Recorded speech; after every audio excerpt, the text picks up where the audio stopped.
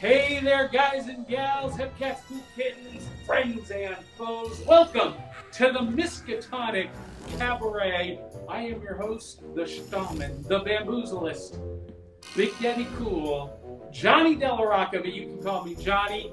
And tonight, we've got some cool entertainment.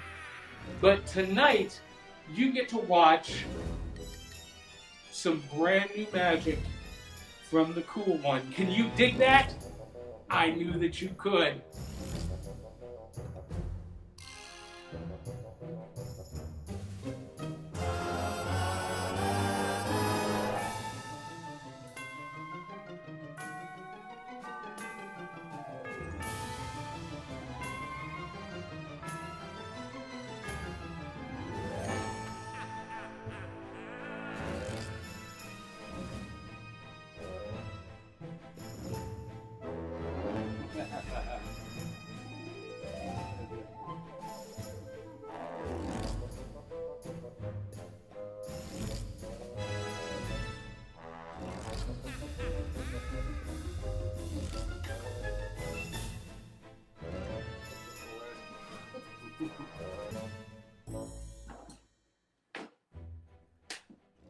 The outlaw, John Merle, was infamous throughout the southeast United States. He would disguise himself as a gentleman or a preacher to rob from his victims. He would also steal slaves and sell them to other people, only to turn around and steal them again and sell them to completely different people. And when he became worried that a slave would be recognized one too many times for being sold one too many times, he dealt with the problem in the most effective way he knew how. He killed them. He was a sweet guy. He was arrested just outside of Nashville and sent to trial. At his trial, he defended himself. And he said, "I didn't do it." That was good enough for the judge. They found him guilty of the robberies, but not the murders. They sent him to prison, and while in prison, he tried to escape and broke his leg. He developed tuberculosis in the hospital infirmary, and they took it easy on him again. They took pity on him, and they let him go on parole. After he got out of jail, he went legit. He became a blacksmith. He started going to church. And he would confess and swear on his deathbed that he was innocent. He would say, "I never killed a man what didn't need killing." He died and was buried in an unmarked grave just outside of Nashville, Tennessee. But two doctors knew where that grave was. And they dug up his body and they took his head. Only his head. The next morning, a young girl picking strawberries found the headless body. The two doctors did scientific experiments on John Merle's head for several years, and eventually they split. And when they split, they sold his head to an entrepreneur who put the head in a jar and charged people 10 cents a peek to see the amazing head in a jar. It was one of those step right up, looky, looky, looky, I got to hear it now, the most amazing and spectacular specimen of Hindu scathopathony, that sort of thing. Now, I don't know about you, but if my head became a sideshow attraction traveling around the U.S., I'd be pissed. And the spirit of John Merle was not easy either. And to this day, people swear that throughout the Southeast, you can see a headless specter bumping up and down the streets from town to town, looking for his missing head or a suitable replacement. If you encounter that spirit, you've just met John Merle, the headless outlaw of Tennessee. This is brought to you tonight by the brand new magic book from the League of Impossibilists, written by me It is called Secrets of the Impossible, and it's available on Amazon, Barnes & Noble, wherever books are sold. $10. We're going to use a deck of cards. All the cards are different, all different values, all different suits. No particular order. I want you to select a card completely at random. So we're going to deal cards just like this, and whenever you feel like it, you tell me to stop. Stop. Go ahead and take the next card. Look at it. Show the camera, but don't show me. Perfect. Go ahead and put it in there anywhere you want. All right. Now I'm going to ask you a couple of questions about your card, and I want you to answer honestly. Your card was the color of blood. It was a red card, correct? Yeah. All right, look at me. High, low, high, low, high, low, low. It's a low number. It is. Blood comes from the heart. Yeah. It's a heart, and it's the 3 of hearts. Now, believe it or not, guys, before we even got together tonight, I knew that you were going to select the 3 of hearts. I removed your free will, and I can prove it because it's been printed on my mask the entire time. The 3 of hearts. That just happened. I've got a survival kit. In the survival kit, Michael, Melissa, something that you might recognize. I've got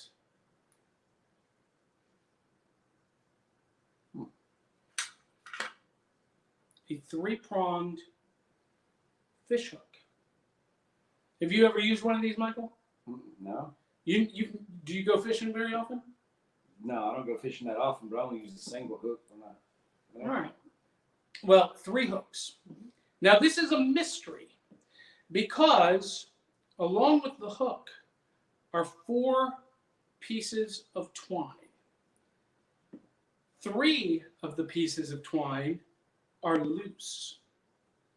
1 is attached. And in a minute, you guys are going to help us discover which one is attached and which ones are loose.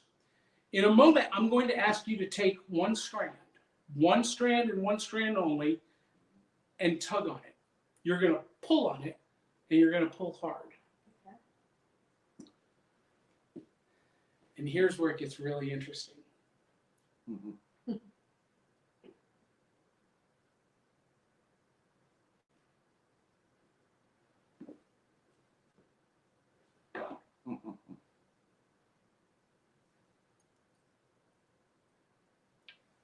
Mm-hmm.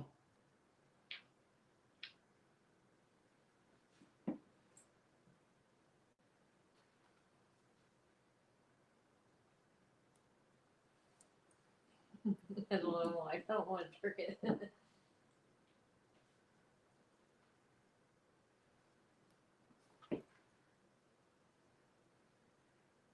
Cool. That just happened. Ooh. Melissa, have you ever had a relative that made the hair on the back of your neck stand up when they walked in the room? Maybe a relative or someone that you knew that knew secret information before anyone else did? Or I do sometimes. You do sometimes. Interesting. Well, my grandmother was one of those people. My grandmother, Josephine. She was a Roman gypsy, a Russian gypsy, Romani, and she could sometimes see the future, so she would claim. When she died, she left me this velvet bag and the contents herein. And, you know, my grandma and I, we got along really well. We kind of understood each other. And in the velvet bag are 4 pieces of wood. One has an image of the all-seeing eye. This was her favorite image. She used to carry it with her everywhere she went. Also in the bag are 3 dominoes with tarot images on them. We've got the star, we've got the sun, and the moon. Now here's what I want you to do, Melissa. In just a moment, between the sun, the moon, and the star, I'm going to turn my back, and I'm going to turn them over first. And I'm going to turn my back. And while my back is turned, I just want you to mix them up until you don't know which one is which. Can you do that? All right. Go ahead and do that now. And let me know when you're satisfied. Okay. All right.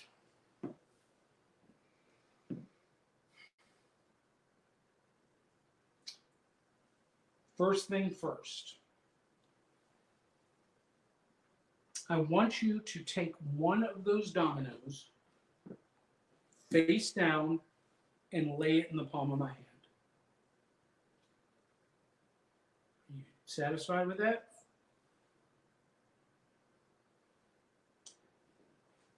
Out of the 2 remaining, pick up one with your left hand, keeping it face down. Excellent. Tuck it into the bag. Take the last one remaining and put it in your hand face down just like mine. Hold on to it. Now, the entire time, the all-seeing eye has been in front of you. Mm-hmm. On the back is a poem. I want you to go ahead and read that out loud. The sun shines bright in the hands, a world of hope and light. The moon casts shadows in your grasp as dreams invade your night.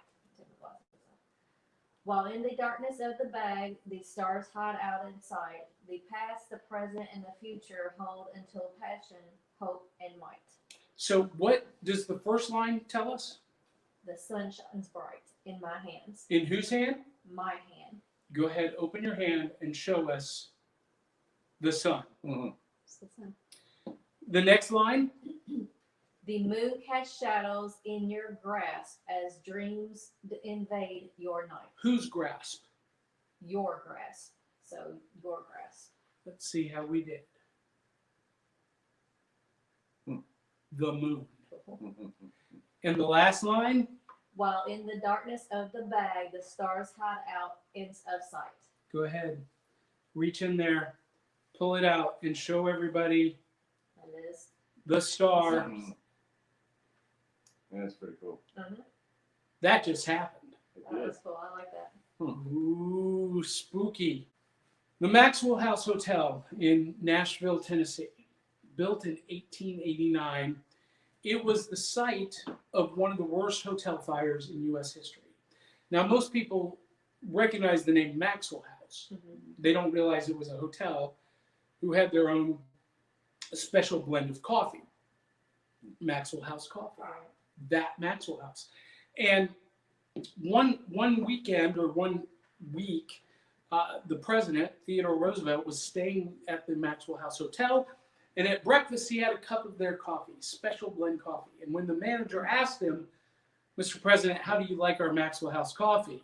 He said, bully old sport. It was good to the last drop. And as you know, that became the advertising slogan for the Maxwell House Hotel, or for Maxwell House Coffee, to this day. Well, a lot of people don't know about the people who died in the fire. We know something about a few of them, like Andrew Mercer. He was a wealthy industrialist here in the South. Here's a picture of some of the kitchen staff. Eleanor Mercer. Eleanor Eloise Mercer was her name, daughter of Andrew Mercer. An anonymous girl that we really don't know much about. The hotel manager, Mr. Hemsworth, and a newlywed couple. Their names have been lost to history. But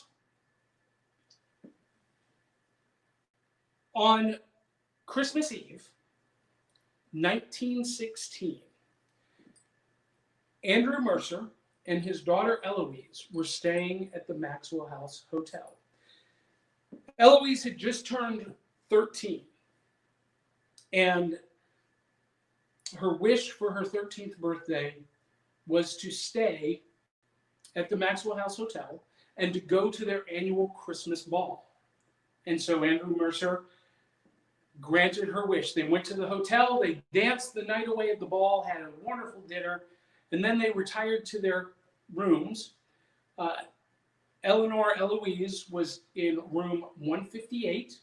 Her father was across the hall in room 159. Andrew Mercer locked the door of Eloise's room, went and retired to his own room. The fire broke out on the 3rd floor and made its way down. By the time firefighters had broken in and were evacuating people, the 1st floor was completely filled with smoke.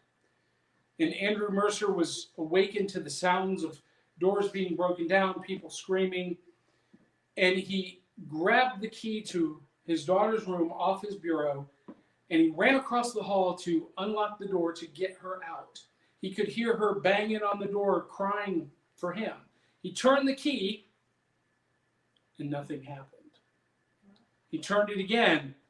He couldn't unlock the door again and again. She continued to bang on the door. He continued to hear her cries.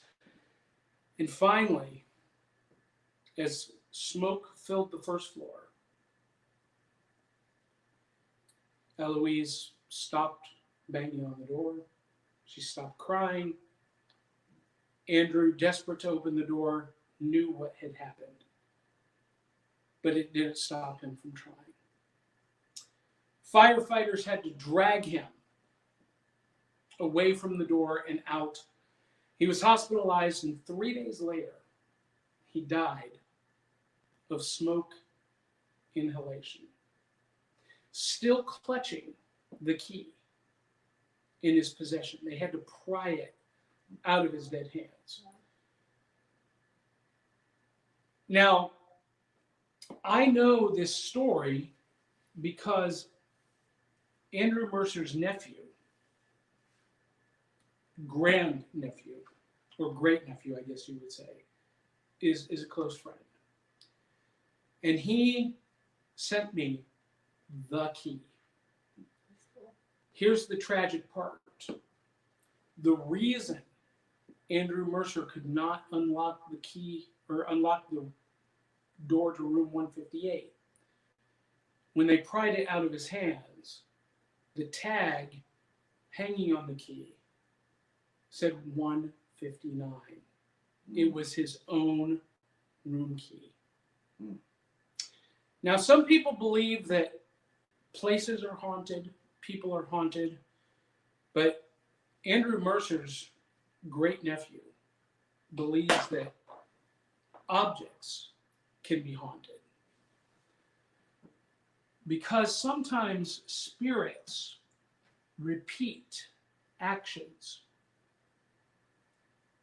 especially when there's a trigger item.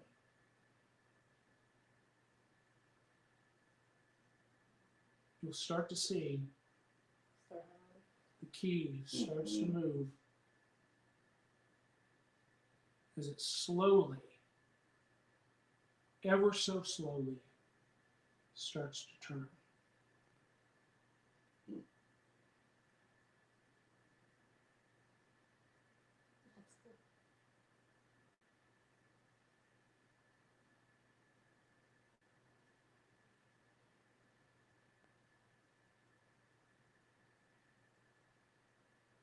That is crazy.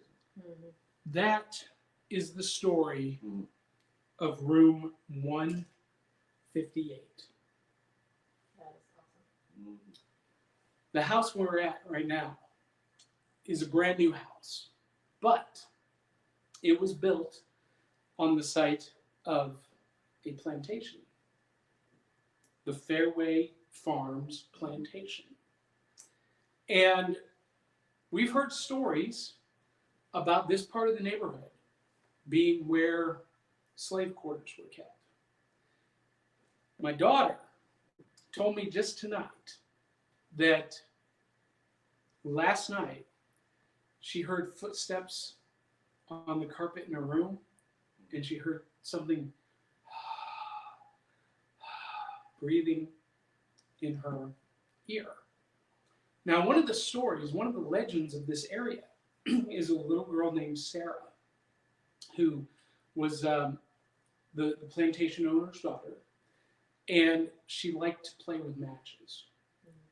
And she went, you know the story, how this goes. She was out in the field, flicking those matches, and the crop caught fire.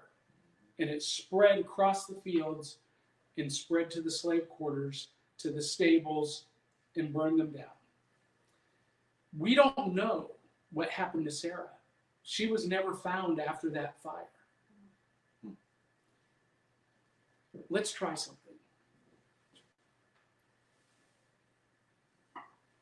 So, this is a neat little experiment using a crystal glass, a length of thread, and a stick. Now, let's see if we can prompt Sarah to answer some questions. Sarah, are you with us tonight? If you are, tap the glass.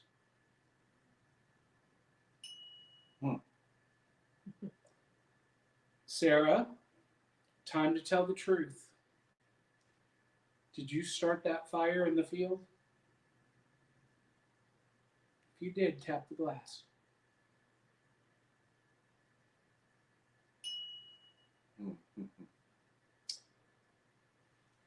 Sarah, did you die in that fire?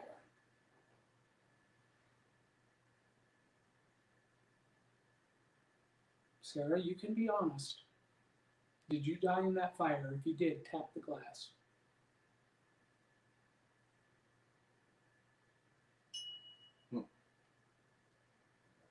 Is there anything you'd like to ask Sarah? Did you start the fire on purpose? Did you start it on purpose, Sarah, or was it an accident? If you did it on purpose, tap the glass.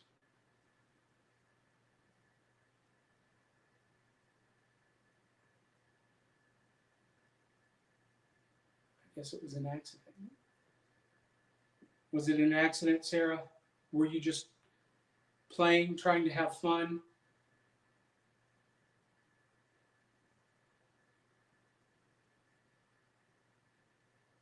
Are you not going to answer any more questions? Tap the glass if it was just an accident, Sarah.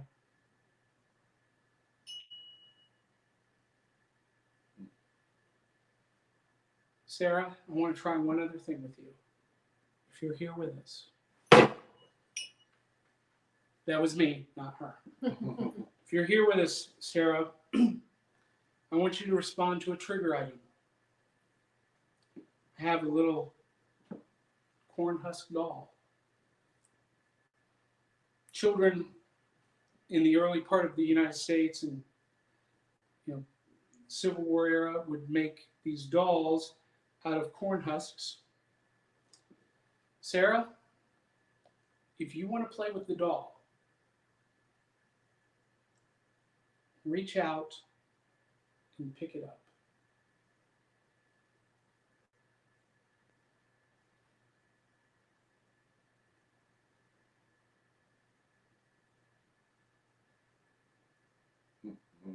That's weird.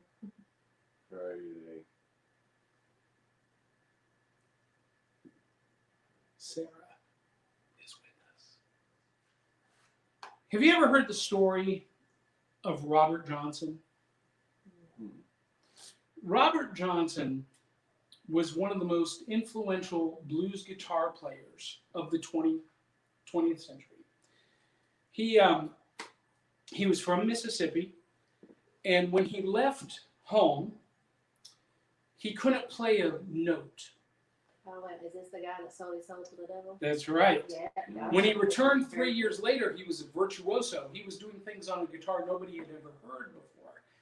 And the legend was that during those 3 years, he had found his way to the crossroads at Meridian, Mississippi, where he had sold his soul to the devil to become one of the greatest guitarists of all time. Well, other people, celebrities and athletes, have claimed to have that same encounter at the crossroads. And I'm not proud to say it, but I myself encountered the devil at the crossroads in Meridian, Mississippi. Traveling across the country, I was down on my luck, no money, no prospects. I found my way to the Crossroads Cafe in Meridian, Mississippi. And while Ruby Raven was performing on stage, I sat in the corner booth playing with a deck of cards, thinking about what was going to happen next. And all of a sudden, a gentleman walked in wearing a ice cream colored suit, jet black hair slicked back against his head, dark piercing eyes, and he made contact with mine, and he made a beeline right to me. He said, "Hey kid, you look like you're down on your luck." "Yeah, I am a little bit." He said, "Are you a card player?" "Yeah, I am." He said, "I'm a card player too. Do you mind if I sit and we have a friendly game?" A friendly game means that no money trades hands. I said, "Sure." I said, "Much obliged. By the way, my name is Lou Cypher." And Lou had a seat, and we played several hands of cards, neither one of us getting an advantage. It was just a gentleman's game, after all. And finally, Lou said, "Hey, Johnny, let's make this more interesting. I'm going to bet you that you can't cut to 4 of a kind." I said, "Well, that's an interesting bet, Lou. What happens if I win? What do I get?" He said, "Riches beyond your imagination." I said, "I don't know, Lou. I can imagine pretty good. What if I lose?" And Lou said, "Well, that's the rub, kid. If you lose, I claim your eternal soul as my own." All right, I took the bet. I said, "But you've got to grant me this boon. You've got to let me cut the cards once, twice, 3 times each time." And Lou thought about it and said, "That's fair." So I took the cards, and I cut the cards once, cut the cards twice, 3 times. And the first card I cut to was a king. King. Lou smiled and said, "You're aiming pretty high, kid." I said, "Well, if you're going to do something, do it big." I took the cards again. I cut again once, twice, 3 times. And the second card I cut to was another king. Lou smiled and said, "Pretty good, kid, but that's just 2. But I felt pretty good. I felt like I was on a roll. I was on a roll, but there was not butter on my pants. I took the cards. I took the cards again, and I cut again once, twice, 3 times. And the third card I cut to was another king. Lou smiled. A bead of sweat formed on his forehead and ran down his cheek because he knew I was 1 card away from winning his bet. I took the cards again, and one more time I cut once, twice, 3 times. And the 4th card I cut to was an ace. Not the king. And Lou just laughed and said, "Sorry, kid, you lose." And I said, "Now, wait a minute. I may have cut to an ace, Lou, but before you even came in tonight, the minute I saw you, I had your number. 6. 6. 6. That is freaking awesome. Yeah. And the bet was not that I could cut to 4 kings. The bet was that I could cut to 4 of a kind, and I had done just that. And that is how Big Daddy Cool bamboozled the devil at the crossroads. That is cool. Thank you guys. Thank you guys for watching. That's my portion of the show. Hope you guys had a good time. Hope you guys are having a great time with Imaginarium. And until the next time, we'll catch you on the flip side.